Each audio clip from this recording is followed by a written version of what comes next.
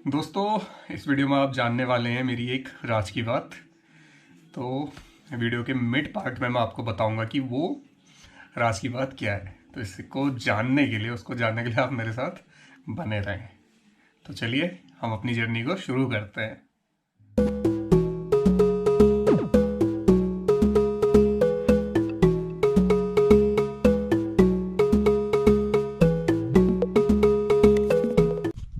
Hello दोस्तों, उम्मीद करता हूँ आप लोग अच्छे होंगे। आपने मेरे पिछले वीडियो में काफ़ी प्यार बनाए रखा है और देखते देखते हम करीबन लगभग 300 की फैमिली होने वाले हैं।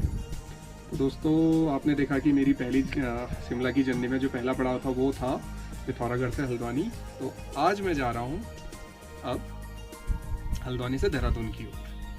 तो आप मेरे साथ बने रहिए और इस जर्नी के सेकंड पार्ट का आनंद लीजिए। चलिए दोस्तों, चलते हैं अब हम देहरादून की तरफ। गुड मॉर्निंग दोस्तों, सुबह के बजे हैं 8 और मेरी इस जर्नी का आज दूसरा दिन है। तो मैं आज हल्द्वानी से देहरादून की तरफ जा रहा हूँ। तो आप देख सकते हैं ये गेट को ओपन करना पड़ेगा इसके लिए पहले।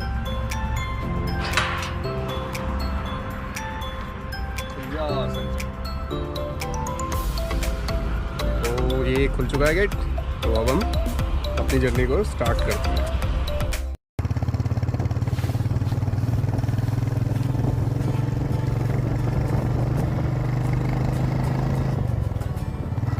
तो लीजिए दोस्तों, अब मैं चल पड़ा हूँ अपनी धन्नों के साथ देवभूमि उत्तराखंड की राजधानी देहरादून की ओर।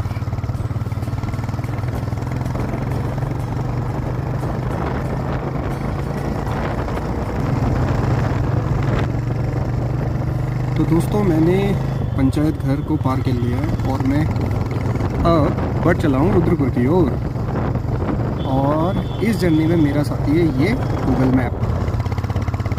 और दोस्तों, जो ये हाईवे है वो है NH 109। इस हाईवे में हम धीरे धीरे आगे की ओर बढ़ जाते हैं।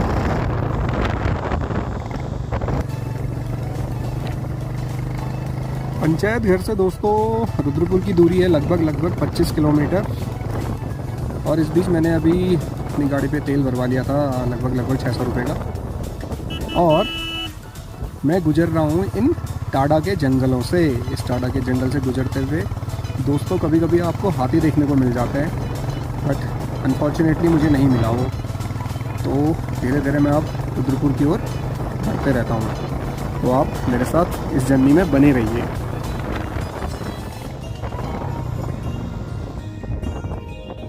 दोस्तों, मैं पहुँचने वाला हूँ रुद्रपुर। और सामने आप जो ये रोड देख रहे हैं, ये डामर रोड ना होकर कंक्रीट रोड है। और लगभग यह रोड 7 से 8 किलोमीटर इतनी लंबी है और ये रुद्रपुर शहर तक पहुंचती है पूरी। और दोस्तों, एक बात बताऊं कि इस कंक्रीट रोड में गाड़ी चलाने का मज़ा ही कुछ और है। मज़ा आ रहा है एकदम बढ़िया। जब मैं लास्ट टाइम आया था तो 1-1.5 साल पहले, तब यहाँ रोड का काम चल रहा था दोस्तों। तो अब से तो काफ़ी बढ़िया रोड बन चुकी है तब से लेके अभी तक। और साथ ही सामने हल्का सा कोहरा लगा हुआ है और विजिबिलिटी बट क्लियर है लगभग। बाकी नवंबर के महीने में अभी धूप दिखी जाएगी तो आपको बड़ा अच्छा ही लगता है धूप देख के। तो जो ये शहर अभी आप देख रहे हैं, ये रुद्रपुर। और मैं मेन चौराहे को पार करके काशीपुर की ओर बढ़ रहा हूँ दोस्तों। हेलो भैंस ब्रो। तो अभी शायद मैं कहीं रास्ता ना भटक गया। मुझे कुछ अनजानी सी ऐसी रोड दिख रही है, क्योंकि हम जब भी बस से आते थे तो ये एरिया दिखता नहीं था। तो चलिए आगे पता करते हैं कि क्या ये सही रूट है या गलत रूट है। तो दोस्तों, मैं जा रहा हूँ काशीपुर की ओर। महाराजा जस्सा सिंह रामगढ़िया द्वारे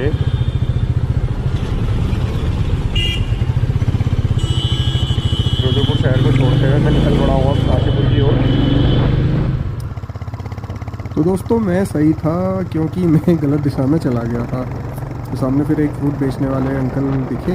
तो मैंने उनसे पूछ लिया कि अंकल, मुझे जाना है काशीपुर, तो क्या मैं सही रूट से जा रहा हूँ? वो कह रहे थे नहीं बेटा, आप अपनी गाड़ी को घुमा लीजिए और जिस रूट से आए उसी में राइट टर्न ले लीजिए। तो अभी फ़िलहाल मैं सही दिशा में हूँ। तो दोस्तों, जब भी आपको कभी डाउट हो तो उसी समय क्लियर कर लीजिए, ताकि आप बहुत आगे तक रास्ते में ना निकल जाए। ये रोड इतनी सीधी है, क्या ही बताऊँ आपको, इतनी लंबी दूर दूर तक दिखाई दे रही है, इसका कोई अंत ही नहीं है। लग रहा है बस ऐसे ही ना चलते रहो। और मेरा ये पहला एक्सपीरियंस है ऐसी किसी सीधी सी और बहुत लंबी सड़क पे। और दोस्तों यहाँ से जो हरिद्वार की दूरी है वो लगभग 200 किलोमीटर, और जो मेरी स्पीड है वो 70 से 80 के आसपास है। और जो मैंने सोचा है कि आज मैं पहला स्टॉप लूँगा अपना, वो है काशीपुर के आसपास। तो चलिए चलते रहते हैं।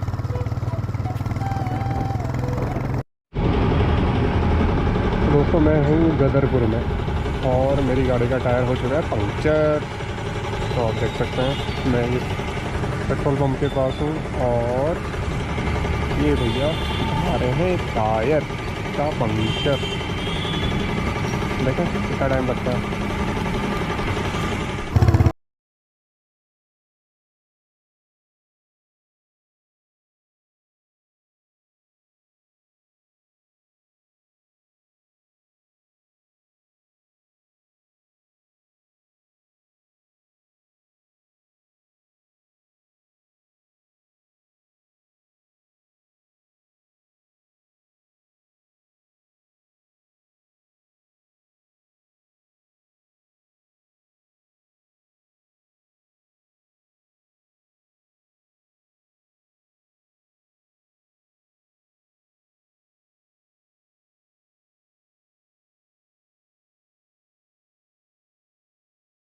बहुत कम है, जो बरसात का सीज़न है उस टाइम पे बहुत ज़्यादा पानी आ जाता है इसमें।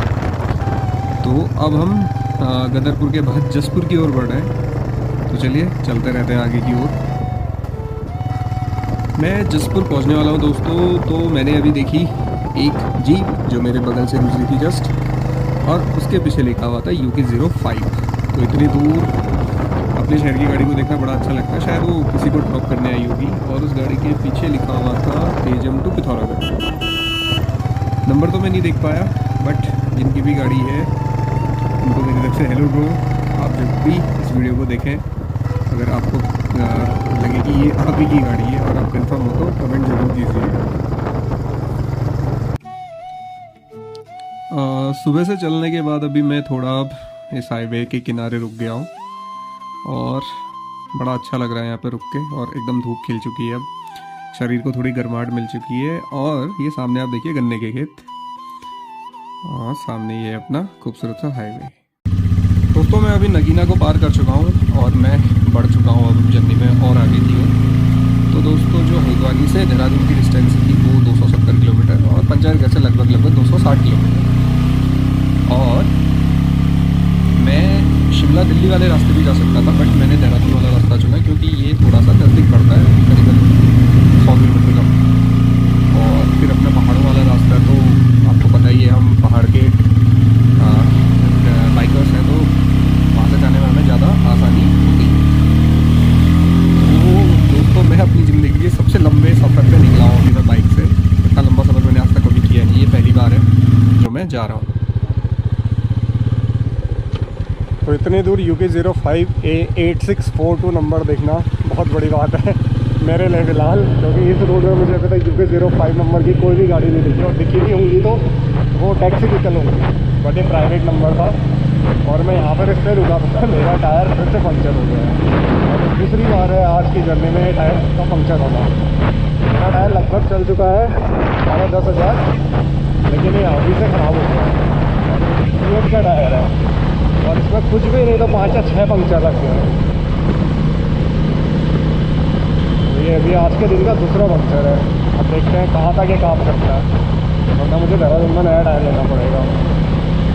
ओके वो टायर अच्छा निकलेगा।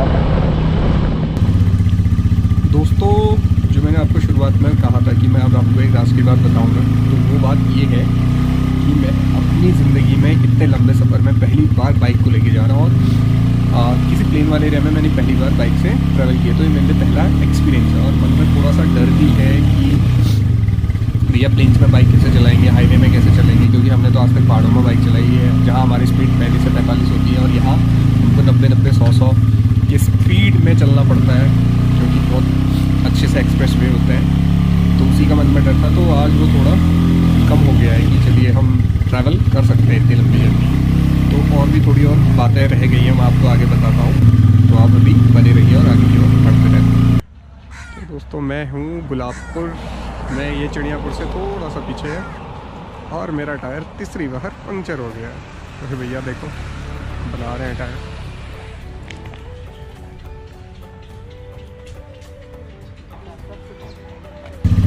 दोस्तों इस बाइक जर्नी के बारे में फ़िलहाल मेरे 3 दोस्त आशु, अश्विनी और दीपक जानते हैं। साथ ही फैमिली मेम्बर्स में मेरे पता है संजुदा ताऊ का लड़का, उसे पता है।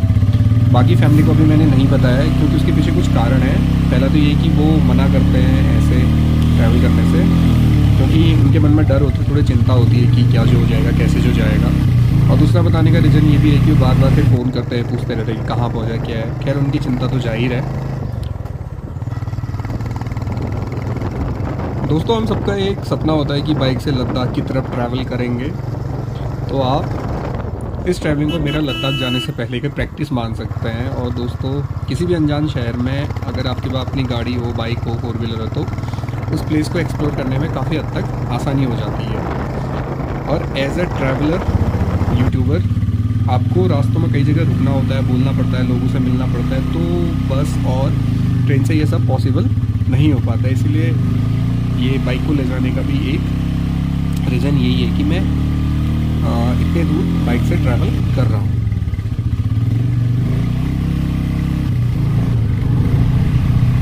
हरिद्वार के शुरू होते ही आपको सबसे पहले चंडी देवी मंदिर जाने के लिए रास्ता मिलता है। यानी चंडी देवी मंदिर जाने के लिए जो उड़न खटोला है वो इस रास्ते में मिलता है।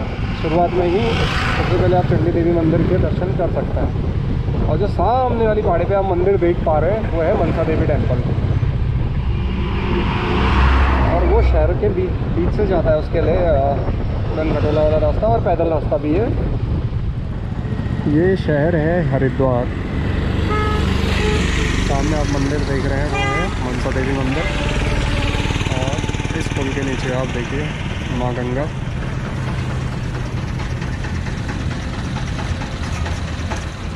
दोस्तों जो आप एक रोड साइड पे मार्केट देख रहे हैं, तो ये मेन हरिद्वार शहर के अंदर मार्केट है, जहाँ पर ये कुछ लेडीज़, महिलाएं जो ये सामान बेचती हैं। और ये रोड के दोनों तरफ आप देख सकते हैं। ये आप इस तरफ भी देखिए और सामने उस तरफ भी देख सकते हैं।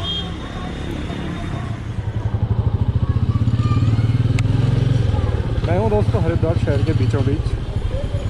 और हरिद्वार पहुँच के ऐसा लगता है कि यहाँ हमेशा ही भीड़ होती है, बहुत ज़्यादा भीड़ है। और एक बात खास है कि आपको यहाँ बिल्कुल पॉजिटिव एनर्जी की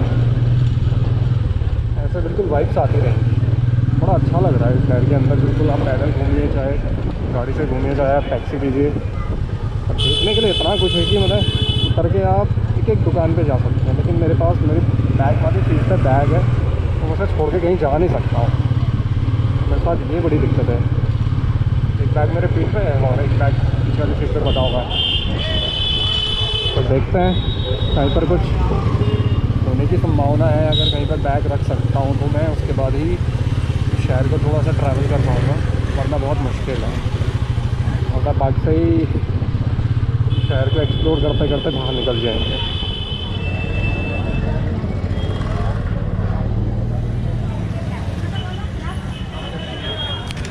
यहाँ की पॉजिटिव एनर्जी ने मुझे वाकई में रोक दिया है। मैंने गाड़ी से सामान उतारा, बैग उतारा, और मैं अब हर की पैड़ी के आसपास अपनी गाड़ी को पार्क करके इस मार्केट में घूम रहा हूँ। और मैं जा रहा हूँ अब हर की पैड़ी की ओर। दोस्तों दिन के बजे हैं 3 और ये है हर की पैड़ी के आसपास का मेन मार्केट। और 4:30-5 बजे के करीबन गंगा आरती की तैयारी हो जाती है। आप जब भी यहाँ आएँ गंगा आरती का आनंद ज़रूर लें। और अगर आपके पास समय है तो हरिद्वार से ऋषिकेश चले जाएँ। वहाँ की गंगा आरती सबसे सुंदर आरती होती है। भीड़ को चीरते हुए आगे बढ़ना भी बहुत मुश्किल का काम है। और आप देखिए ये सामने पंडित जी लोग बैठे हुए हैं और सुंदर से मंदिर हरिद्वार के। ऐसा कहा जाता है कि गंगा की जो जलधारा है, गंगा मैया गंगा जी की जो जलधारा है, यहाँ 7 धाराओं में विभक्त हो जाती है। और विभक्त होने के बाद कुछ आगे चलकर वो धाराएं फिर से मिल जाती हैं। गाइस मेरे सामने है गंगा मैया जी फ्लैग के बाद और कुछ शाम की आरती की तैयारी हुई है। आप देख सकते हैं चारों ओर श्रद्धालु जन है। यहाँ सामने जो ये गोल्डन मंदिर दिख रहा है आपको, इसके पीछे जो सीढ़ियाँ दिख रही है, यहाँ शाम को आरती होती है और उसकी तैयारी अभी से होने लगी है। मैं अंदर नहीं जा पा रहा हूँ क्योंकि समय कम है और मुझे जूते खोलने पड़ेंगे प्रॉपरली, और फिर जूते खोल लिए तो फिर काफ़ी आगे निकल जाऊँगा। वापस कब जाना? तो गाइस मैं जहाँ आरती होती है उसके अपोजिट साइड हूँ और आप गंगा जी को देख सकते हैं, ये मेरे जब सामने है। और यहाँ पे काफ़ी श्रद्धालु जन गंगा मैया में डुबकी लगा रहे हैं। आप देखिए इन्हें, ये रहा शाम का दृश्य, काफ़ी खूबसूरत दृश्य है। सामने मेरे है ये गोल्डन क्लॉक टावर, जिसमें समय हुआ है 3 बजने में 15 मिनट।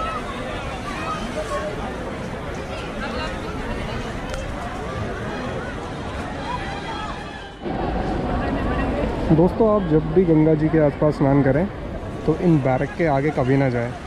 पानी में इतना ज़्यादा बहाव होता है और इतनी गहरी है कि आप एक बार फिसल गए तो आप फिर डूबने से नहीं बच सकते हैं, या फिर आपकी किस्मत ही बहुत अच्छी है।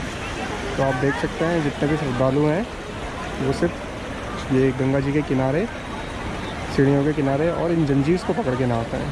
तो आप भी जब भी यहाँ आएँ इन बैरक से आगे कभी ना बढ़ें। हरिद्वार को पीछे छोड़ते हुए मैं देहरादून की तरफ बढ़ चुका हूँ। साथ में मैंने चल रहा है राजा जी का जंगल, राजा जी नेशनल पार्क। आपको पता है देहरादून हरिद्वार और पौड़ी गढ़वाल तक फैला हुआ है। और मेरी जर्नी का आज का लास्ट पड़ाव होगा या लास्ट स्पॉट कह लीजिए देहरादून। और मेरे सेक्शन कैमरे की बैटरी बस 3% बची हुई है, तो होपफुली कि मैं वो उसे देहरादून तक पहुंचा सकूं।